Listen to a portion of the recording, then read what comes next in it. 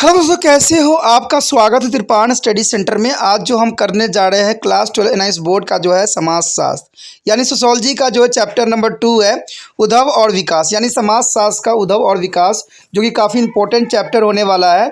ये चैप्टर आपके लिए अत्यंत महत्वपूर्ण रहेगा, चाहे वो सीबीएसई के बच्चे हों, चाहे वो यूपी बिहार बोर्ड के बच्चे हो। अगर उन्होंने समाजशास्त्र लिया है या सोशोलॉजी लिया है तो उसके लिए जो ये चैप्टर बहुत ही इम्पोर्टेंट होने जा रहा है। इसमें हम समाजशास्त्र के उद्धव और विकास के विषय में चर्चा करेंगे कि इसका उद्धव कैसे हुआ और इसका विकास कैसे हुआ।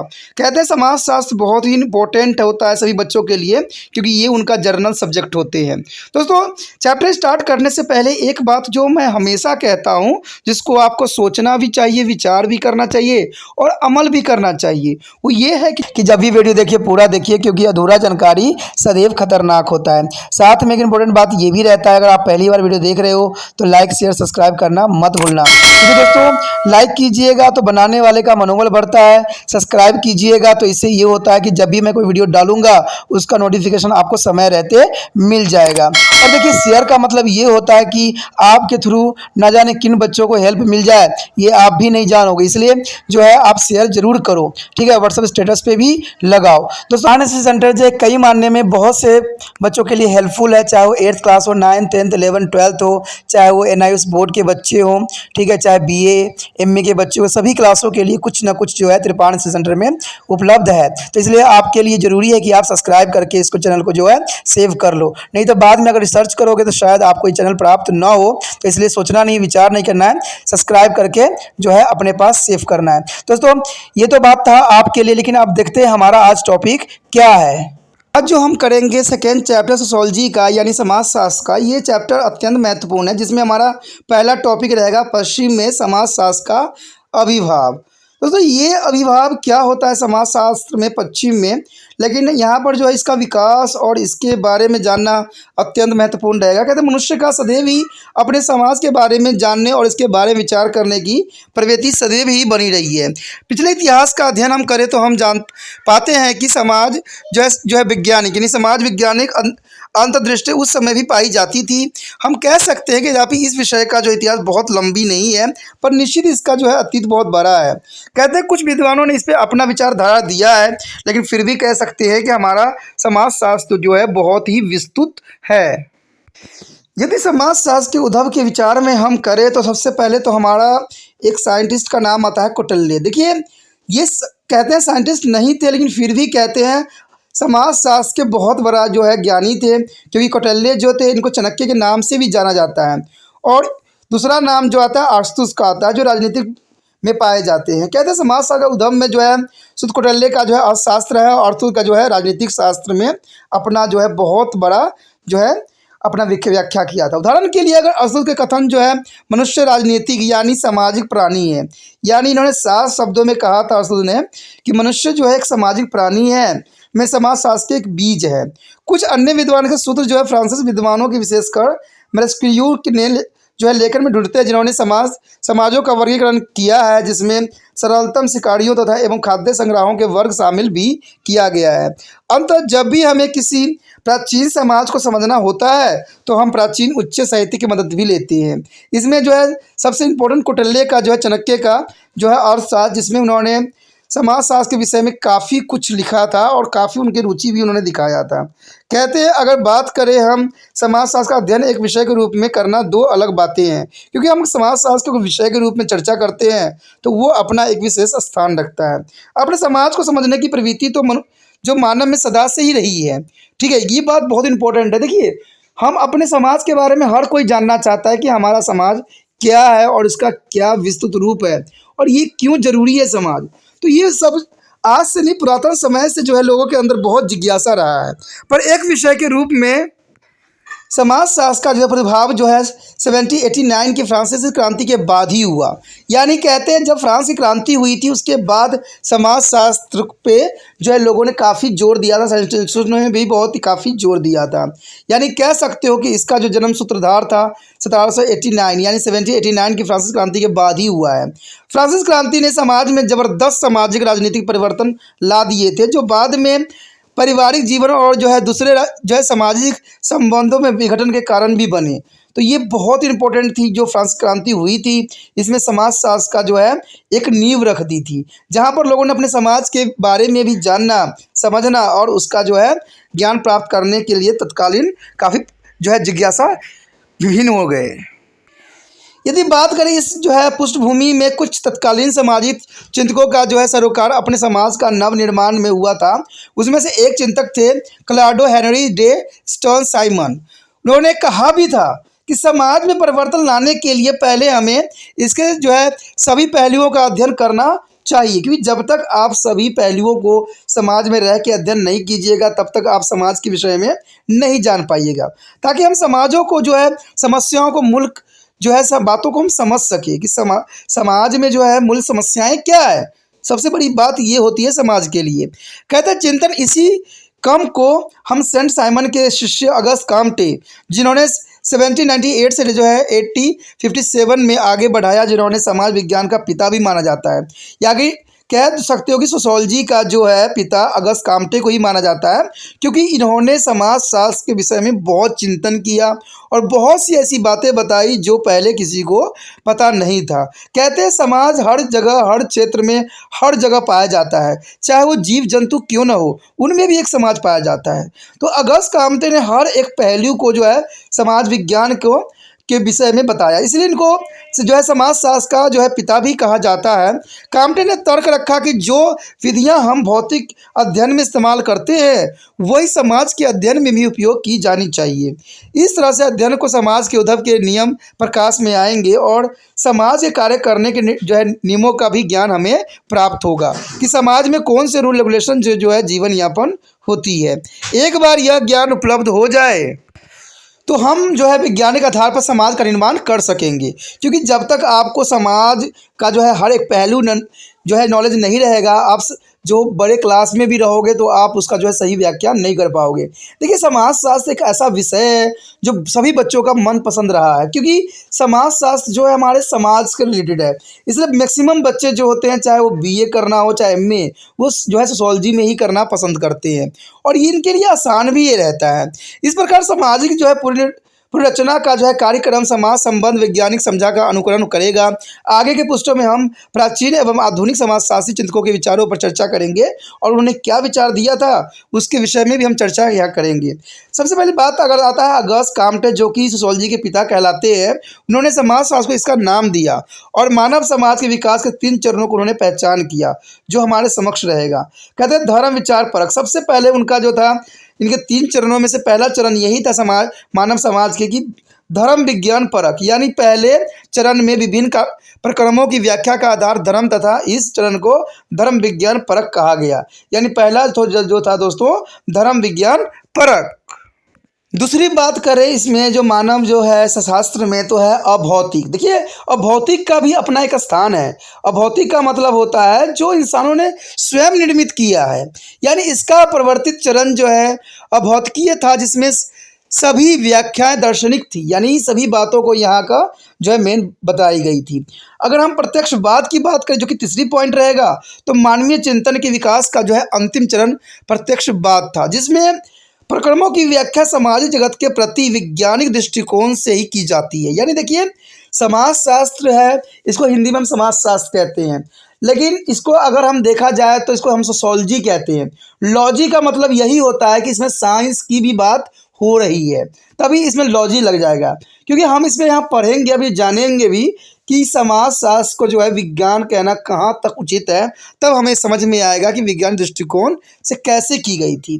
कहते हैं विकासवादी के विचारों को जो है अंग्रेज समाजशास्त्री हर्बर्ट स्पेंसर ने, जिनका जो समय काल था 1820 से लेकर 1903 के कार्यकाल में आगे बढ़ाया था, यानी इन्होंने भी काफ़ी अच्छा अपना महत्वपूर्ण योगदान दिया था अगस्त काम्टे के पश्चात। इनके 3 खंडों में ग्रंथ का जो है शीर्षक समाजशास्त्र के सिद्धांत के रूप में प्रकाशित हुआ था, जिसमें जो है 1876 से 1882 और 1996 में जिन्होंने विकासवाद का सिद्धांतों को जो है सार्वभौमिक के विषय में तर्क दिया था। यानी इन्होंने हर्बर्ट स्पेंसर ने अपने जो है समाजशास्त्र के सिद्धांत, जिसमें उन्होंने सभी बातों पर जो है विस्तार पूर्वक चर्चा करने की कोशिश किया था और समझाने की कोशिश किया था कि समाज शास्त्र इतना महत्वपूर्ण क्यों है।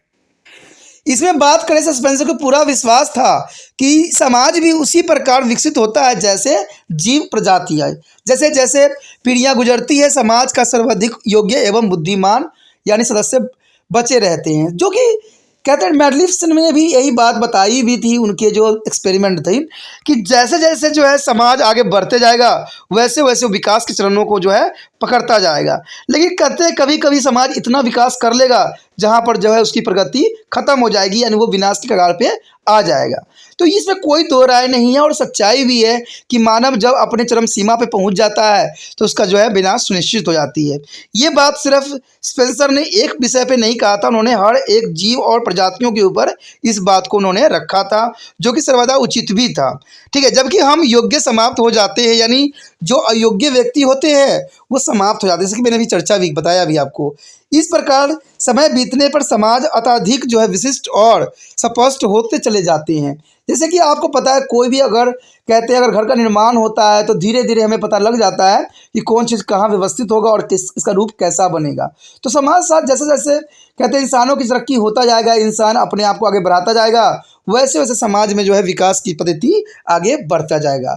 स्पेंसर ने इस सिद्धांत को जो है योगतम की उत्तम जीवित नाम दिया था, यानी उनका सिद्धांत को जो क्या कहा जाता है, योगतम की उत्तम जीविता, यानी इस नाम से इन्होंने इस बात को जो है रिप्रेजेंट करने की कोशिश किया। हालांकि यह वाक्यांश जो है स्पेंसर ने गाढ़ा था, पर प्राय यह उसके जो है समकालीन चार्ल्स डार्विन्स के नाम के साथ जोड़ दिया गया। चार्ल्स डार्विन्स ने भी यही बात बताया था कि कोई भी जीव तभी समाज में बना रह सकता है जब उसके वो संघर्ष करे। ठीक है, लेकिन न्यूज डार्विन्स के सिद्धांत में ये बात बताया गया कि सभी जीव जो है प्राकृतिक में संघर्ष करते हैं और अपना जीवन यापन करते हैं। ठीक है, उन्होंने ये बात पहले ये बताया था कि समाज में वही व्यक्ति जीवित रह सकता है जो कि संघर्ष करे और पावरफुल हो, लेकिन इसको बहुत से साइंटिस्टों ने नकार दिया। ठीक है, लेकिन उसके पश्चात जो उनका न्यू डार्विन सिद्धांत आया वो काफ़ी मान्य भी था।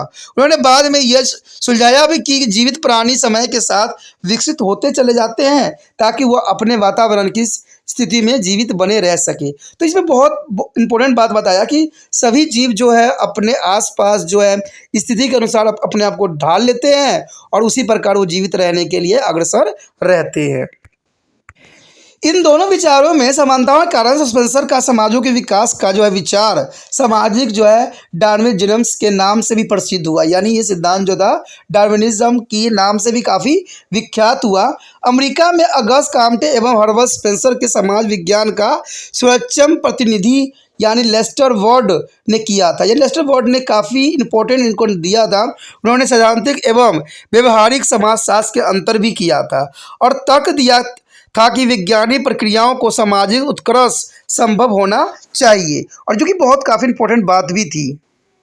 इसमें एक आर्टिकल हुआ था जिसमें इसमें समाजशास्त्र को एक स्वतंत्र विषय एवं विज्ञान के रूप में विकसित करने का श्रेय जो है इमाइल दुर्खिम को जाता है, क्योंकि इमाइल दुर्खिम जो थे उन्होंने समाजशास्त्र के विषय में बहुत ही विस्तृत बात बताई थी। इनका समय काल जो था 1858 से लेकर 1917 के में बताया था। जो कि एक फ्रांसीसी समाजशास्त्री थे, वो कुछ प्रसिद्ध पुस्तकों के लेखक थे जो अभी भी पढ़ी जाती है, जैसे कि समाज में श्रम विभाजन, जिसको जो है MA वाले बच्चे पढ़ते हैं श्रम विभाजन के बारे में, समाज वैज्ञानिक विधियों के नियम और आत्महत्या एक मनोवैज्ञानिक के रूप में जो इन्होंने दिया था, और जीवन के जो है प्रारंभिक रूप। तो ये काफ़ी जो थे ये सारे इमाइल दुर्खिम ने ही दिया था, और इनका ये पुस्तक जो है MA के बच्चों के लिए एक सब्जेक्ट के रूप में बना हुआ है, और ये काफ़ी इंपॉर्टेंट इन्होंने जो है समाजशास्त्र के विषय में अपना ज्ञान का जो है प्रदर्शन किया था। इमाइल दुर्खिम ने कहा कि समाजशास्त्री सामाजिक तथ्यों का अध्ययन करते हैं, और उन्होंने इसको जो है विषय वस्तु भी बनाया था। कहते हैं इन्होंने बात बताया था कि समूहों की चेतना में विद्यमान ये सारी बातें रहती है, और सामाजिक तथ्यों के उदाहरण है विवाह के नियम, ठीक है, कानून रिवाज अनुष्ठान और विभिन्न प्रकार के सामाजिक जो है आंकड़े आदि। तो दोस्तों ये बात बहुत इन्होंने इमाइल दुर्खिम ने एक बात कहा था कि विवाहों के नियम, कानून, रिवाज, अनुष्ठान, विभिन्न प्रकार के सामाजिक आंकड़े, तो ये सारे कुछ चीज़ें जो होती है समाज को एक विस्तृत रूप देने के लिए पर्याप्त होती है। बात करें अगर हम सामाजिक तथ्यों के अस्तित्व मानवीय मानस से बाहर है, पर यह मानवीय व्यवहारों को नियंत्रण भी सदैव करती रहती है। अंततः सामाजिक तथ्यों का उद्गम व्यक्तियों में नहीं है, उनकी व्याख्या दूसरे सामाजिक तथ्यों के प्रयोगों से ही हो सकती है। कहते हैं अगर बात करें हम यहाँ पर जीव विज्ञान, मनोविज्ञान, पर्यावरणीय और जो है भौगोलिक तथ्यों के द्वारा नहीं, यानी ये सारे के द्वारा नहीं किया जा सकता है। इसका सिर्फ जो है सामाजिक तथ्यों के प्रयोगों से ही इसको समझा जा सकता है। अगर आप सोचोगे कि ये जीव विज्ञान, मनोविज्ञान, पर्यावरणीय और भौगोलिक तत्वों से समझा जाएगा, लेकिन ऐसा संभव नहीं है। आत्महत्या पर अपनी पुस्तक में दुर्खिम ने दर्शाया कि यद्यपि आत्महत्या व्यक्तिगत कार्य में जो है संघर्ष कर व्यक्ति को नहीं है, यानी आत्महत्या के जिस विषय में जो है त्रिपाण स्टडी सेंटर ने भी जो है कई वीडियो डाला हुआ है, जिसको आप देख सकते हो, ठीक है, जिसमें दुर्खिम ने जो अपने विचारधारा रखा था उसके विषय में त्रिपाण सेंटर ने बहुत ही विस्तृत रूप से उसको समझाने की कोशिश किया है। तो ये दुर्खिम ने ये बात बताया था कि ये व्यक्तिगत नहीं होती है, समाजों के प्रभाव के कारण कोई व्यक्ति आत्महत्या करता है, यानी जब समाज उसको तिरस्कार करता है या उसको गलत सिद्ध करने की कोशिश करता है, तो इस अवस्था में जो है व्यक्ति काफ़ी निराश हो जाता है। कहते हैं प्रति वर्ष प्रति 1000 व्यक्तियों में जितने व्यक्तियों को आत्महत्या करते हैं वो उस समाज की आत्महत्या दर कहलाती है, यानी प्रति वर्ष जो है प्रति 1000 व्यक्तियों में जितने भी आत्महत्या करते हैं उसे हम आत्महत्या दर के नाम दिया गया है।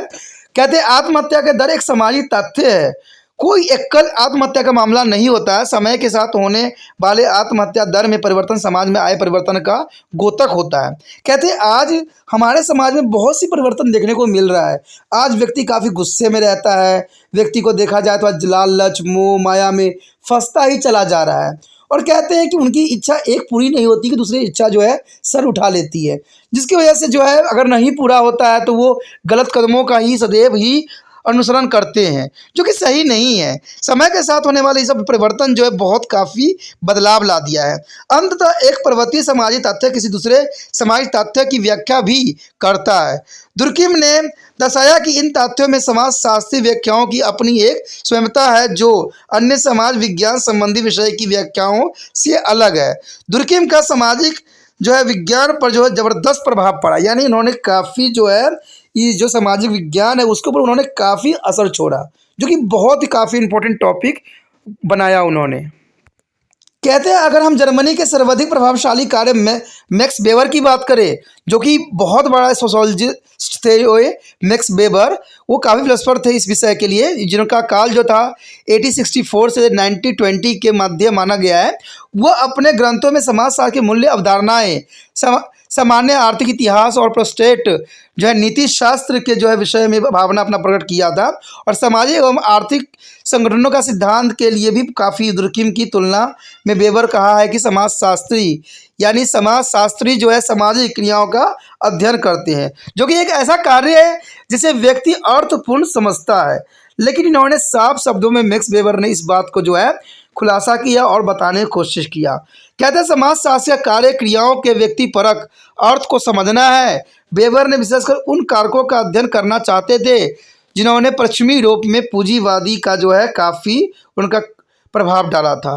प्रोटेस्टेंट धर्म में कर्म की नैतिक निर्माण करने में केंद्रीय भूमिका अदा की जाती है। उन्होंने समाज वैज्ञानिक विषय में भी महत्वपूर्ण योगदान दिया था, जो कि काफ़ी इम्पोर्टेंट है। देखिए मैक्स वेबर हो, चाहे अगस्त काम्टे हो, चाहे आपका दुर्खिम हो, इन्होंने समाजशास्त्र के विषय में बहुत ही विस्तृत और बहुत ही अच्छी बात बताई, जो कि आज उनका विषय जो है सभी बच्चे अध्ययन भी कर रहे हैं। बात करें समाजशास्त्र में जर्मनी सामाजिक चिंतक कार्ल मार्क्स, तो कार्ल मार्क्स भी अपने जगह पे बहुत इम्पोर्टेंट तो थिंकर थे।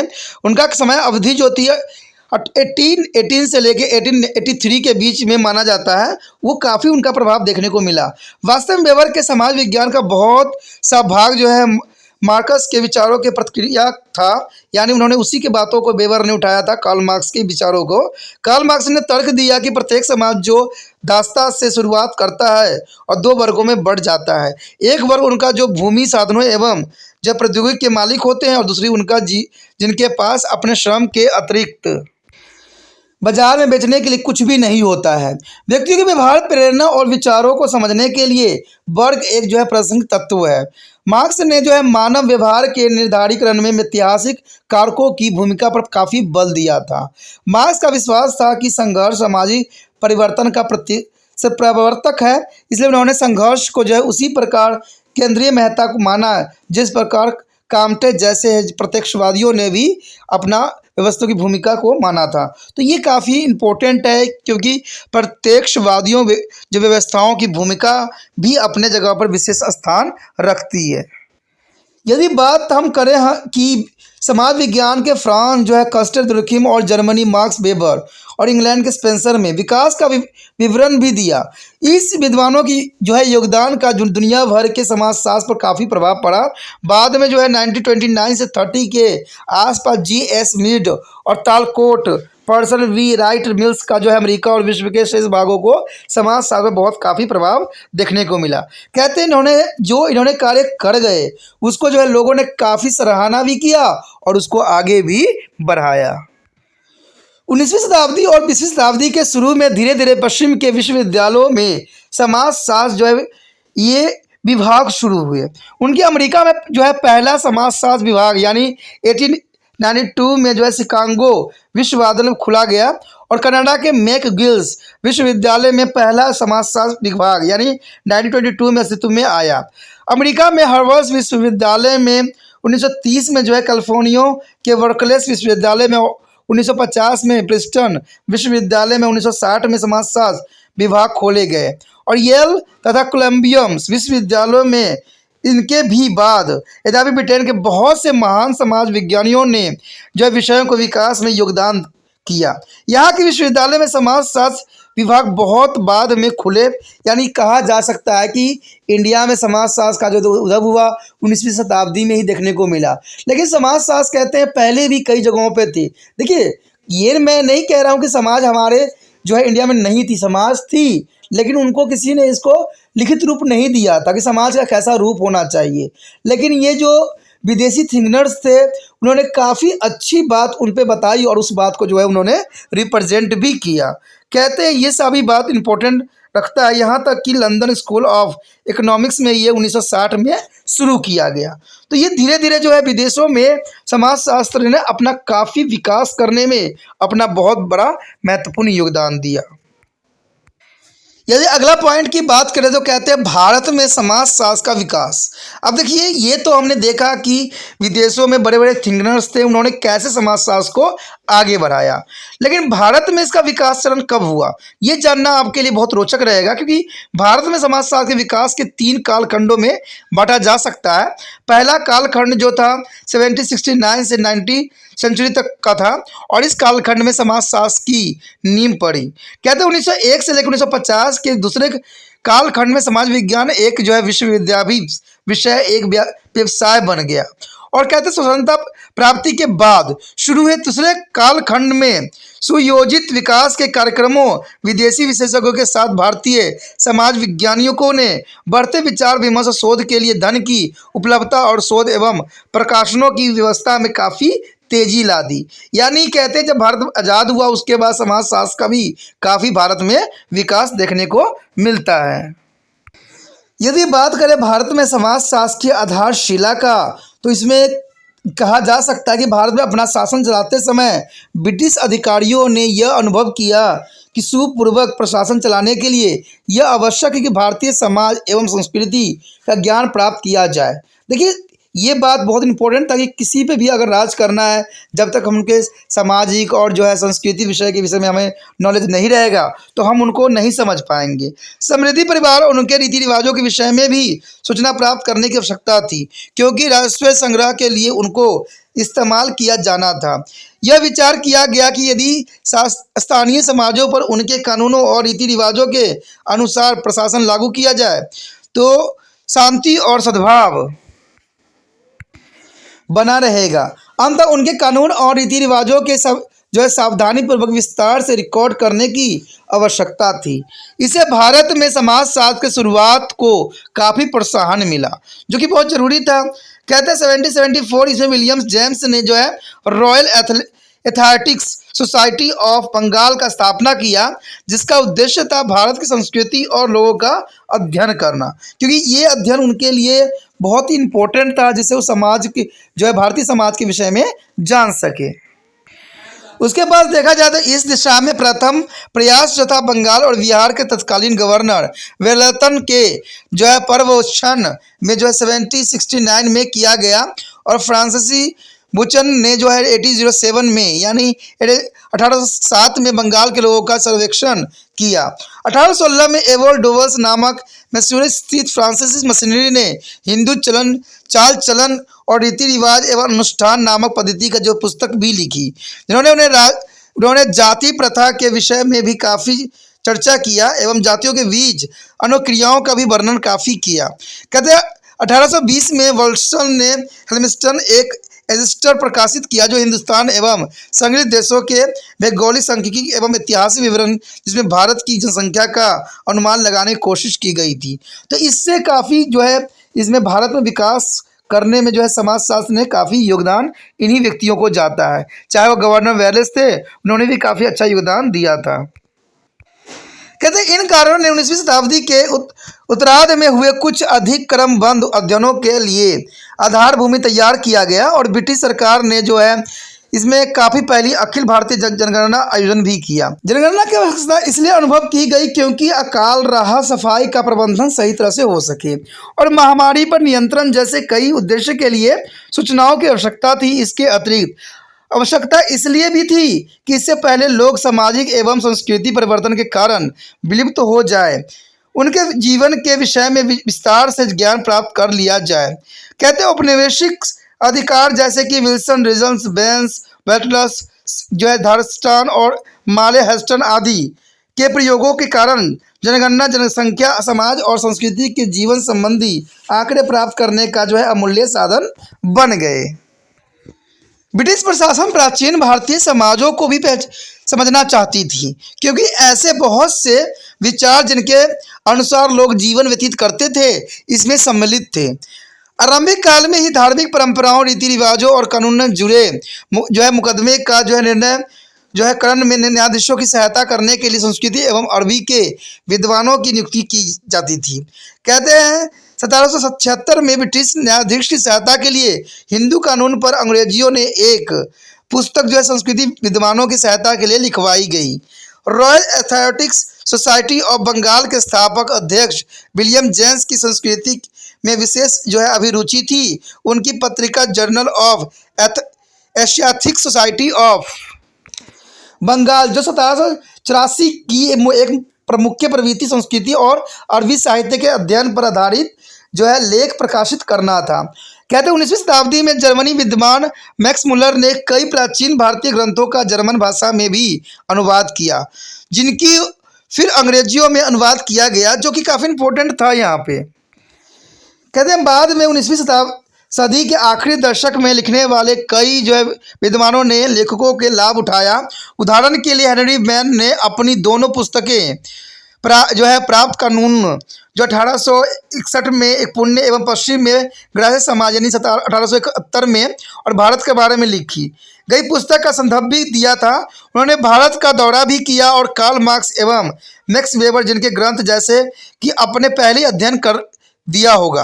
कहते समाज विज्ञान में विकास में केंद्रीय स्थान रखते हैं। दोनों ने ही भारतीय संबंधित जो सूचनाओं जो है का प्रयोग काफ़ी किया और इससे जो है समाज शास्त्र की रचना में उनको काफ़ी जो है अच्छा अनुभव भी हुआ और सही इन्फॉर्मेशन भी प्राप्त हुई। यदि बात करें अगले पॉइंट की, जैसे भारत में समाज शास्त्र का व्यवसायीकरण कैसे हुआ, तो ये बहुत रोचक बात है कि इस काल के आरंभिक वर्षों में ब्रिटिश अधिकारियों ने लोगों को जीवन शैली, रीति रिवाज और कानूनी संबंध अपने अन्वेषण के क्रम में अधिकांश जारी रखा।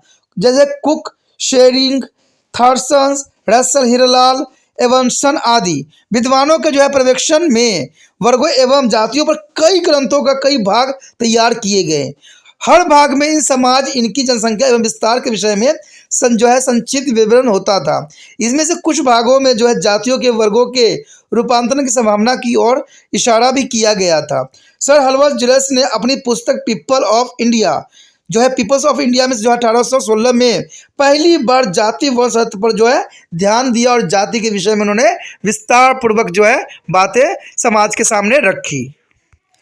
साथ ही साथ यूरोप के व्यावसायिक समाज विज्ञानों और जो है नृत्य विज्ञानों ने भारत में एक जो है कार्य शुरू कर दिया और 1901 से 1902 तक किए गए अपने गहन क्षेत्र कार्य के आधार पर जो 1906 में WHR रेवल्स ने जो है नीलगिरी के ग्वाल समुदाय टोटो लोगों पर एक शोध पुस्तक प्रकाशित किया। फिर उन्होंने अपने शिष्य AR ब्राउन्स, जो बाद में AR रेडक्लिफ ब्राउन्स हो गए, ने जो है अंडमान द्वीप के लोगों के बीच रहकर उनका अध्ययन करने के लिए भेजा। ब्राउन ने जो है अंडमानियों के बीच में 2 साल यानी 1906 से 8 के समय बिताए। उनके बारे में ब्राउन ने शोध पुस्तक 1922 में प्रकाशित हुआ। रिवर्स को कलकत्ता विश्वविद्यालय के जो है नृत्य विज्ञान विभाग के पहले अध्यक्ष के रूप में चुना गया, लेकिन पदभार संभालने से पहले ही 1921 में उनका देहांत हो गया, जो कि बहुत बड़ी दुखदायक थी और समाजशास्त्र के लिए बहुत बड़ा जो थी चोट भी थी। कहते कलकत्ता में देने के लिए उन्होंने जो भाषण लिखे थे वह बाद में 1924 में सामाजिक संगठन शीर्षक की पुस्तक के रूप में प्रकाशित हुआ। भारतीय समाजशास्त्र पर उनका प्रभाव उनके शिष्य GS रुदेल के KP चट्टोपाध्याय के कार्य पर भी जारी रहा। कहते 20वीं शताब्दी से पहले 2 दशक में LK अंतकृष्ण अय्यर तथा SCA राय ने मुख्य योगदान दिया था। अय्यर ने केरल के सिराई साहिब पर उपयोगी सर्वेक्षण के अलावा कोच एवं मसूर के जातियों और जनजातियों के विवरण भी लिखा।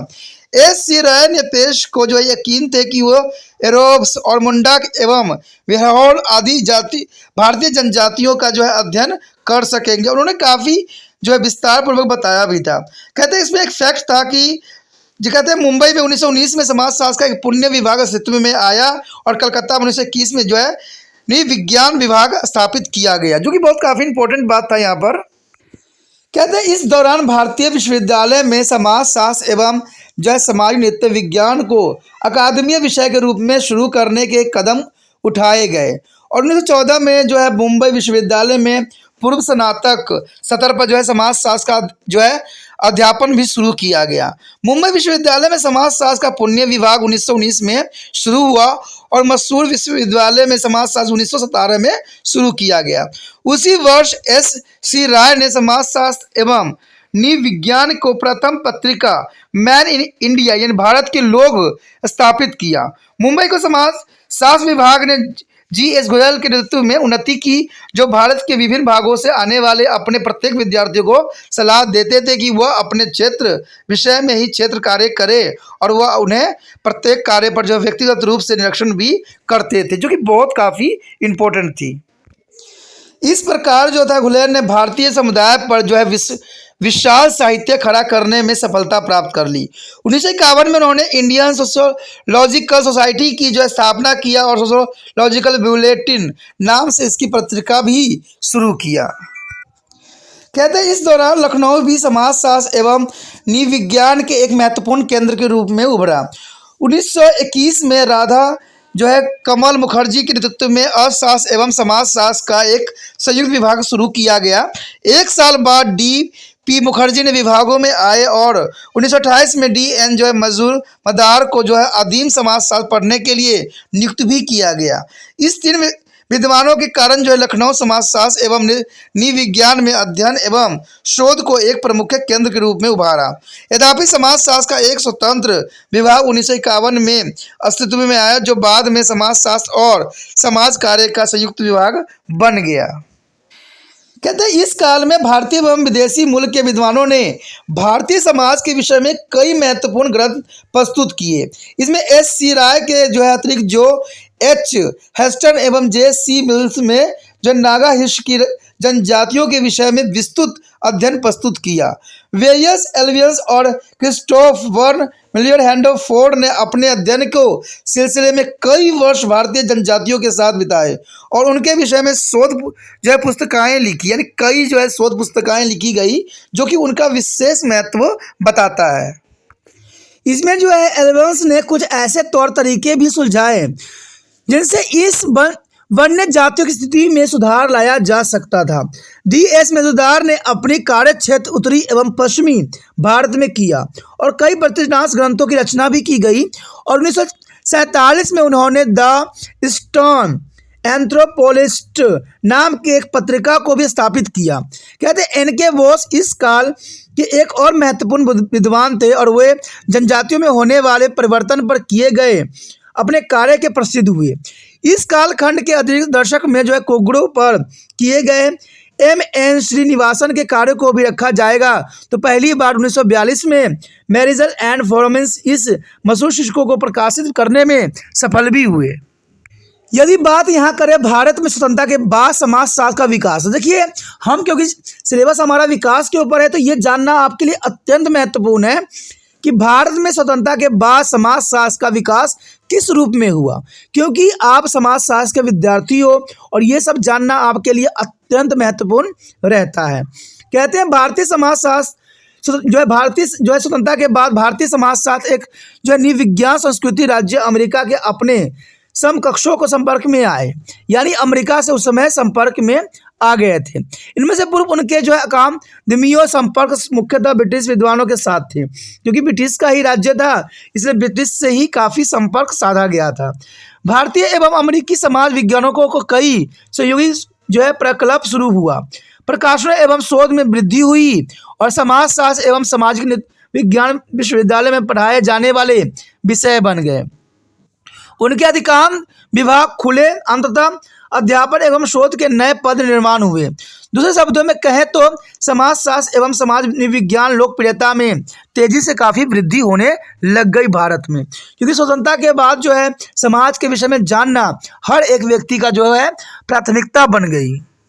इसमें एक फैक्ट थी कि समाज जो है विज्ञानियों के योजना एवं विकास के कार्य में सक्रिय रूप से सम्मिलित किया गया और जनगणना संगठन, केंद्रीय समाज कल्याण विभाग और अनुसूचित जाति एवं जनजाति कार्यालय, जनजाति शोध संस्था एवं समुदाय विकास कार्यक्रम में जुड़े संस्थाओं को समाज विज्ञानों एवं जनित विज्ञानों की आवश्यकता हुई, जो कि बहुत काफ़ी जरूरी भी थी। बात यहाँ हम करें यदि कि भारत में योजनाबद्ध विकास की शुरुआत भी इस विषय को लोकप्रियता का अन्य कारण था। न केवल स्थानीय समुदाय की सामाजिक आर्थिक समस्याओं को जानने की आवश्यकता थी, इसके संभावित हल भी सुलझाए जाने थे। कहते 1969 में जो है Indian council of social science research यानी ICSSR के आगमन के साथ ही समाजशास्त्र का और विकास हुआ और 1951 में स्थापित इंडियन सोशियोलॉजिकल सोसाइटी, जिसके विषय में पहले बताया गया है कि अतिरिक्त समाजशास्त्रियों के लिए दूसरा राष्ट्रीय मंच ऑल इंडिया सोशियोलॉजिकल जो कॉन्फ्रेंस था, जिसका स्थापना 1955 में R.N. सक्सेना ने किया था। लेकिन कहते हैं 1967 में इस दोनों व्यावसायिक संस्थाओं का विलय हो गया और तब से संस्था जो है सामाजिक विज्ञानों के लिए एक वार्षिक सम्मेलन आयोजित करते थे, जो देश में एक महत्वपूर्ण व्यावसायिक परिघटना बन गई। यदि बात करें इस काल में गांव संबंधी कई अध्ययन भी किए गए, क्योंकि अगर समाज के बारे में जानना है तो गांव के इतना अच्छा सब्जेक्ट कोई और हो नहीं सकता, क्योंकि गांव में ही कहते हैं सच्चे भारतीय बसते हैं। इसके निष्कर्षण रूप में कई शोध पुस्तकें प्रकाशित आई, जिसमें से कुछ की अभी भी आध्यात्मिक जो प्रासंगिक है। उदाहरण के लिए अगर मैक्स किकम्स मेरियस द्वारा संपादित ग्रंथ विलेज इंडिया जो 1955 में और S.C. दुबे द्वारा किया गया हैदराबाद के गांव का अध्ययन, जिसमें इंडियन विलेज 1956 एवं M.N. श्रीनिवासन द्वारा जो है संपादित इंडियज विलेज यानी 1956 दूसरे भी कई महत्वपूर्ण कार्य किए, जो भारत की स्वतंत्रता प्राप्त करने के बाद की उपलब्धियों के विषय में बताई गई थी। कैथलीन ग्रू के जो है तौजोर के एक गांव का अध्ययन किया, एक परिवर्तन का विवरण भी दिया जिसमें अंग्रेज शासन का परिवर्तन स्वरूप आए थे। कहते हैं F.G. वेलिस ने उड़ीसा के एक गांव के बारे में लिखा और उन पे परिवर्तन के जो है लिपिबंद भी किया, जो इसमें तब प्रकाशित हुआ जब यह धरती जो है बाजार के संपर्क में आई। श्रीवासन ने कर्नाटक के एक गांव का अध्ययन करके जो है प्रभु संपन्न जाति की अवधारणा प्रस्तुत किया, यानी ऐसी जाति जिसका न सिर्फ आर्थिक संसाधनों का जो है प्रभुता है, वरन जो है सुनिश्चित जो है राजनीतिक वर्चस्व भी रखती है। एस.सी. दुबे ने जो है पश्चिमी उत्तर प्रदेश के कुछ गांवों में योजनाबद्ध विकास के कार्यक्रम और सामाजिक एवं सांस्कृतिक कारकों को जो है पारंपरिक संबंधों का अध्ययन किया। तमिलनाडु के गांव का अध्ययन करके जो आधे बैटल्स ने दर्शाया कि किस प्रकार जो है वन प्रणाली में परिवर्तन आ रहे हैं, जो कि बहुत काफ़ी उनका बहुत बड़ी अचीवमेंट थी। इसमें वन प्रणाली के विषय में बताई गई थी, जिसमें परिवर्तन देखने को साफ दिख रहा था। इसके अलावा कई भारतीय समुदाय का जिनमें जातियों और जनजाति दोनों शामिल हैं गहराई से अध्ययन किया गया। श्रीवास्तव ने 1940 में जो है मुर्गों के संग्रहित करने आंकड़े पर फिर से कार्य किया और 1952 में जो है प्रकाशित अपनी परिवर्तन पुस्तक में जाति प्रथा में उद्गामी गति यानी संस्कृतिकरण की अवधारणा को प्रस्तुत की। लुइस डुलमोट नाम के फ्रांसीसी समाजशास्त्री ने जो है तमिलनाडु के परमलाई कल्लर समुदाय का जो है अध्ययन किया और उसके सामाजिक संगठनों और विशेषकर उसके विवाह प्रणाली का विवरण दिया। इसमें टी.एन. मदान के जो है कश्मीरी पंडितों के संबंध की प्राकृतिक एवं परिवर्तन का अध्ययन भी काफ़ी उन्होंने विस्तृत किया। कहते सच्चिदानंद ने बिहार और झारखंड के कुछ जनजातीय समूहों का गहन अध्ययन किया और मार्टिन ओरोरास के कार्य का जो है फोकस स्थल और औद्योगिकरण के प्रभाव रहा। कहते हैं ए.एम. शाह ने गुजरात के गांव में परिवार और कुटुंब की अध्ययन किया, जो कि बहुत काफ़ी इंपॉर्टेंट था। कहते हैं भारतीय समाज के अनुभवजन्य अध्ययन में योगदान के अलावा भारतीय समाजशास्त्री ने अपने शोध कार्य द्वारा महत्वपूर्ण जो है सैद्धांतिक दृष्टि भी प्राप्त किया। हम पहले बता चुके हैं कि कुर्गों पर किए गए अध्ययन के आधार पर श्रीनिवासन ने संस्कृतिकरण की अवधारणा प्रस्तुत किया, जो कि बहुत काफ़ी इंपॉर्टेंट था संस्कृतिकरण। कहते हैं सैद्धांतिक महत्व का दूसरा कार्य जो था डुलमोंट का था, जिन्होंने अपनी पुस्तक होमो हिराफिकस में जाति यानी होमो हिराफिकस में जाति प्रथा के मूल सिद्धांत एवं अभिलक्षणों के विवेचन किया था। उन्होंने समाजशास्त्र की एक आगामी पत्रिका जो है कंट्रीब्यूशंस टू इंडियन सोशोलॉजी भी शुरू की। कई भारतीय समाज विज्ञानों ने भारतीय परंपराओं और आधुनिकता के पारंपरिक जो है अंतर संबंधों को जो है सर्वैधानिक छानबीन की। उदाहरण था अगर योगेंद्र सिंह का अपनी पुस्तक भारतीय परंपराओं का आधुनिकीकरण में विश्लेषण पिछले दशकों में जो है जाति लिंग संबंधी हिंसा संबंधी विकास संबंधी सशक्तिकरण आदि मुद्दे से जो है जूझने वाले अध्ययन में वृद्धि हुई। आज तो जो है भारतीय समाजशास्त्र और नई विज्ञान अंतर्राष्ट्रीय सतह पर अपनी पहचान बनाने में काफ़ी सफल भी हुए। दोस्तों ये हमारा टॉपिक अत्यंत महत्वपूर्ण थी, समाज का विकास। इसमें हम विदेश से लेके इंडिया में कैसे समाज शास्त्र का विकास हुआ उसके विषय में हमने विस्तार पूर्वक जाना। हमने जो है विदेशी जो है थिंकनर्स की भी बात की और इंडियन थिंकनर्स की भी बात किया। तो इसमें अगर आप अच्छे से समझ लेते हो तो आपको जो है इसका विकास के विषय में आपको पूरी तरह से ज्ञान हो जाएगा। तो जितना हो सके इसको देखने की कोशिश कीजिए, समझने की कोशिश कीजिए, आपको जरूर समझ में आएगा, ये मेरा विश्वास है। अगर आपको ये अच्छा लगा तो लाइक शेयर सब्सक्राइब करना मत भूलना। दोस्तों साथ में इंपॉर्टेंट बात रहती है कि ये वीडियो जितने भी +2 के बच्चे हैं उनमें शेयर करना भी जरूरी है, क्योंकि ये जब तक वो समाज के विकास के विषय में नहीं जानेंगे, नहीं समझेंगे, उनको सही ज्ञान की प्राप्ति नहीं होगी। और ये हो सकता है आपके माध्यम से। आपको इसके लिए उनके रिक्वेस्ट नहीं भेजना है, ना ही आपने कुछ बातें बतानी है। सिर्फ आपने क्या करना है, लिंक को कॉपी करना है और व्हाट्सएप स्टेटस पे लगा देना है। जिससे क्या होगा कि जो बच्चों का ये सिलेबस होगा, जिनका ये समाजशास्त्र का जो है विकास के विषय में होगा, तो ज़रूर देखेंगे। अगर उनका नहीं होगा सिलेबस तो वो इग्नोर कर देंगे। तो इसमें आपका कुछ नहीं जाना है, आपने अपने तरफ से कर्म किया है। वो चाहे देखे चाहे ना देखे, वो उनका प्रॉब्लम है, आपका नहीं है। क्योंकि कहते हैं ना, घोड़ा को जो होता है घास तक ले जाया जा सकता है, जबरदस्ती खिलाया नहीं जा सकता। पढ़ाई एक ऐसा चीज है जो सिर्फ समझाया जा सकता है, बोला जा सकता है, जबरदस्ती दिमाग में नहीं डाला जा सकता। इसके लिए आपको स्वयं ही प्रयत्न करना पड़ेगा। ये वीडियो एक बार समझ नहीं आ रही तो 2-2 बार देखिए, तब जाके आपको अच्छे से पल्ले पढ़ ही जाएगा। क्योंकि कहते हैं ना, करत करत अभ्यास है जरमती होत सुजान, रस्सी आवत जात तो सिल पे परत निशान। तो इस बात को सदैव ही आप ध्यान में रखना और कोशिश करते रहना। इसलिए आपको कुछ नहीं करना है, सिर्फ लिंक को कॉपी करना है और व्हाट्सएप स्टेटस पे लगा देना है।